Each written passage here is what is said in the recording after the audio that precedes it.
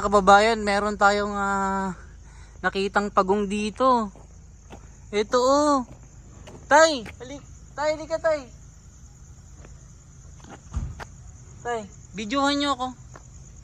Ayun oh, may pagong oh. Wala, kawawa naman. Ayan oh. Chinese turtle ba yan? Ito. Wala. Ayan oh. Wala, mga kababayan oh. Ay! Nangangagat. Wala. Nangangagat. Tara tayo. Ayan, mga kababayan ay nangangagat ito. Nadaanan namin dito sa Mahabang liga. Wait lang, baka makagat ako tay. Ano ito? May pangil ito. Tayong supot. Ay! Mahabang liga. Gumagala pala yan. Dahil buksan nyo nga dito. May ano dito, buksan nyo nga. Hindi ko akalain no, na meron tayong makikitang Pagod. Hindi ko alam kung ano ito. Sa kaldero. Kaldero muna. Yan dito muna mga kababayan no. Yan. Diyan na lang tayo. Wag na, baka maano. Yan. Akin na. Okay. Yan. So nilagay natin dito. Papakawalan ko sa ilog ito. Galing siguro dito tayo no. Dito sa... Kasi malakas ang ulan eh. Ayan oh. Kita nyo mga kababayan, may nakita tayong pagong. Di ko alam kung anong klaseng pagong ito. I-comment nyo po mga kababayan kung anong klaseng pagong ito. Alam nyo ba ito tayo? Kung anong pagong ito? Ayan oh. Lumalaking leg eh. Buti hindi natin na nasagasaan ano. Ang gagawin natin tayo, papakawalan ko sa ilog. Eto. Kawawa naman eh. So lagay muna natin dun sa safe no. Grabe mga kababayan. Lagyan natin sa timba.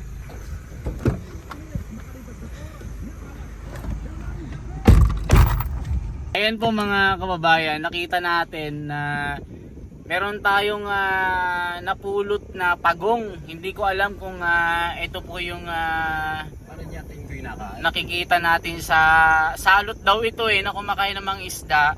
Dito sa loob ng subdivision ng bahay namin, buti na lang hindi natin nasagasaan yung pagong na yon.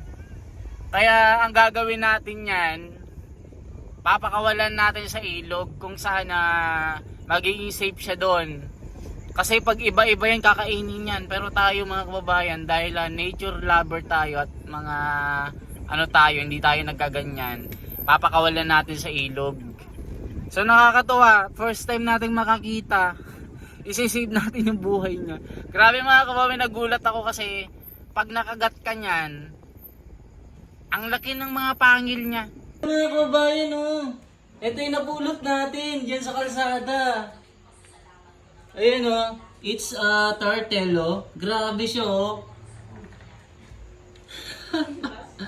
Ayan oh, ang laki ng leg niya. Ayan oh. Nakakatakot eh. Lalagay natin to sa timba muna. Ayan o. Lumalaki yung leg niya eh.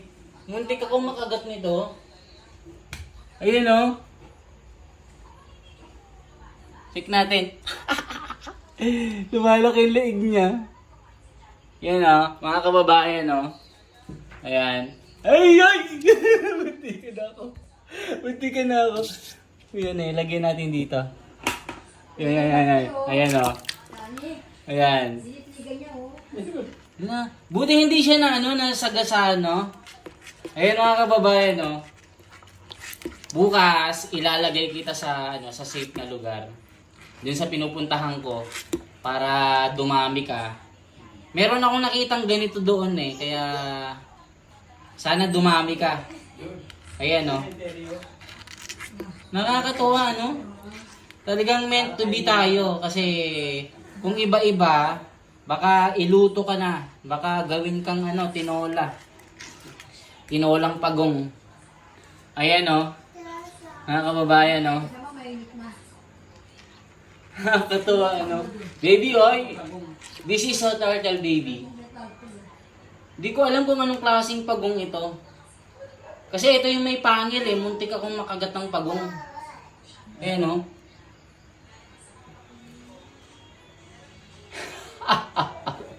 Nagulat ako. Meron akong madadaanan na pagong. Nakakatuwa kasi nga muntik kong masagasaan ito. Sabi ko, parang pagong ito ah.